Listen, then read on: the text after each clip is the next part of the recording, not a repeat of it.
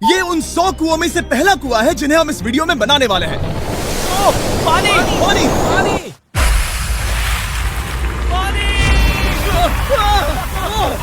आपने अभी अभी केन्या के एक छोटे से गांव को पीने के पानी का अनलिमिटेड सप्लाई मिलते हुए देखा, वो भी सिर्फ 1 सेकंड में। अभी एक कुआं बना है और 99 बाकी है। आपको ये वीडियो बहुत पसंद आएगा। इन 100 कुओं को मिलाकर 5 लाख से ज्यादा लोगों को पीने का ताज़ा पानी मिलने वाला है। केन्या की इस साइट पर कुछ कुएं बनाने के बाद हम नाइरीरी स्कूल सिस्टम के साउथ में गए और कह सकते हैं कि उन्हें हमसे मिलकर बहुत खुशी हुई। क्या हाल है? मैंने ऐसा नहीं सोचा था।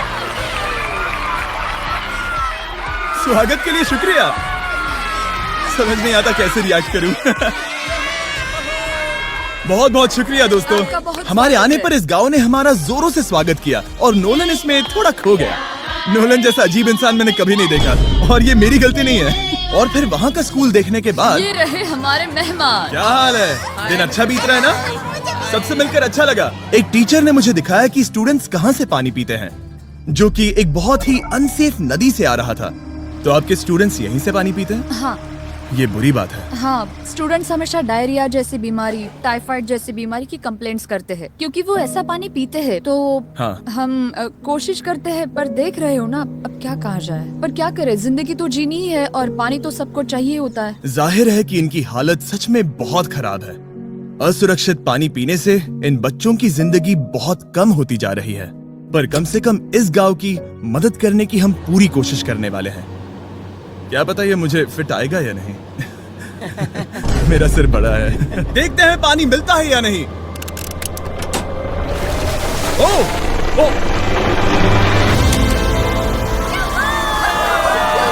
बारिश हो रही है, क्या नजारा है। पानी जमीन से बाहर आने के बाद उसे ऐसे बैरल्स में इकट्ठा किया गया और बैरल्स को वाटर टावर्स पर लगाने के बाद आसपास के गांव के लोगों के पास सिर्फ पीने के लिए साफ पानी ही नहीं था, पर एक प्रेशराइज्ड वाटर सोर्स भी था, जिसका मतलब है कि लॉन्ड्री के लिए सुरक्षित पानी भी मिलेगा। और खींचो। मुझे बताओ ये नोलन की मॉम से कितना हैवी है? नोलन की मॉम से दुगना। ओह गॉड। मैं तुम्हें यहाँ से धकेल दूंगा। ठीक है, इसे अब यहाँ रख दो।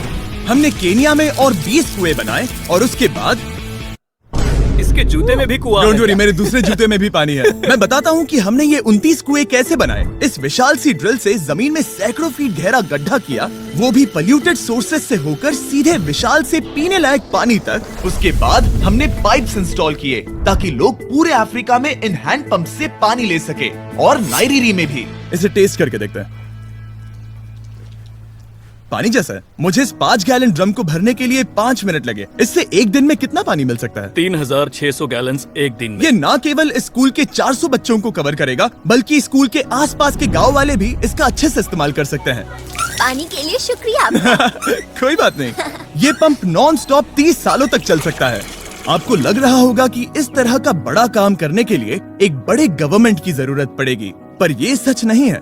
ये प्रॉब्लम सुलझाना बिल्कुल मुमकिन है और ऐसी चीजें करने के लिए इंसानियत को आगे आना ही चाहिए। आपकी कामयाबी का राज क्या है? सच कहूँ तो ऐसा कुछ खोजो जो तुम्हें करना पसंद है, उसे लंबे समय तक करो और तुम्हें कामयाबी जरूर मिलेगी। मैं इससे बहुत करीब लाने वाला हूँ, देख रहे हो? मजेदार है ना?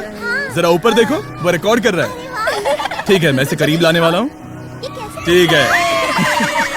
हाँ, तुम खुद को देख सकते हो। हम इस गांव के लिए भी कुआं बना पाए, इस गांव के लिए भी और इन दूसरे 12 गांवों के लिए भी।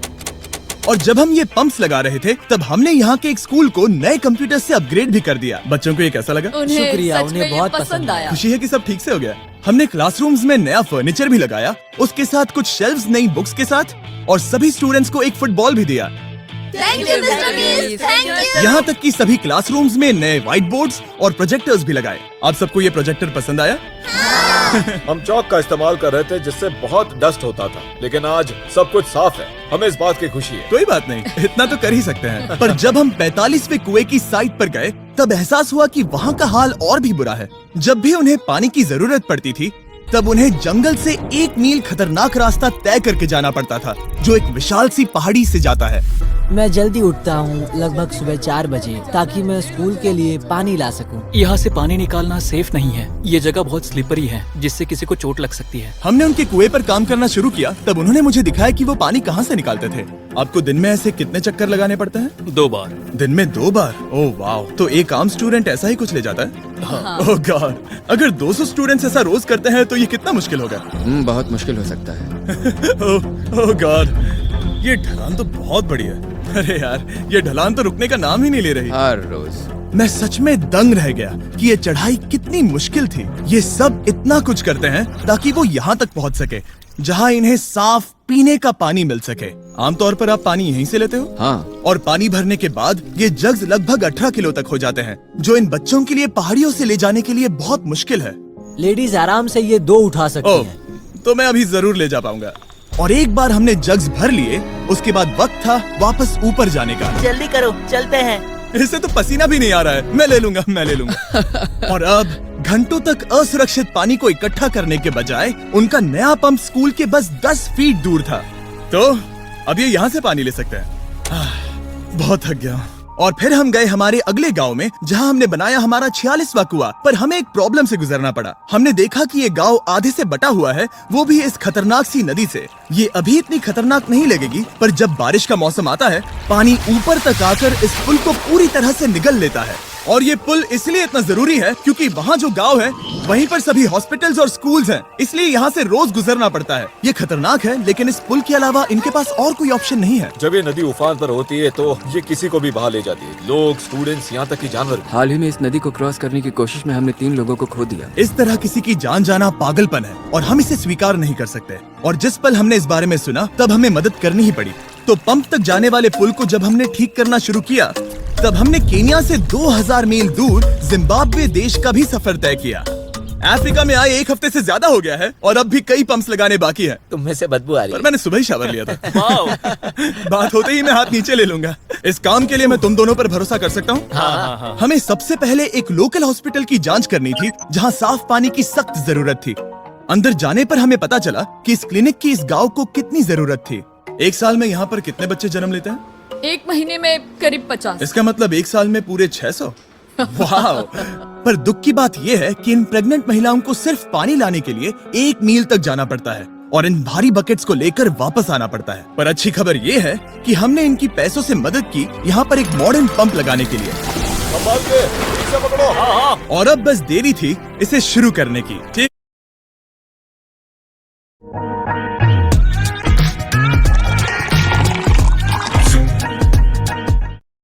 और अब बस देरी थी इसे शुरू करने की। ठीक है नोलन, क्या तुम तैयार हो? मैं तैयार हूँ। ओवर। मुझे एक ड्रामेटिक जूम इन दो। नोलन, मैंने बटन दबा दिया है, ये काम कर रहा है?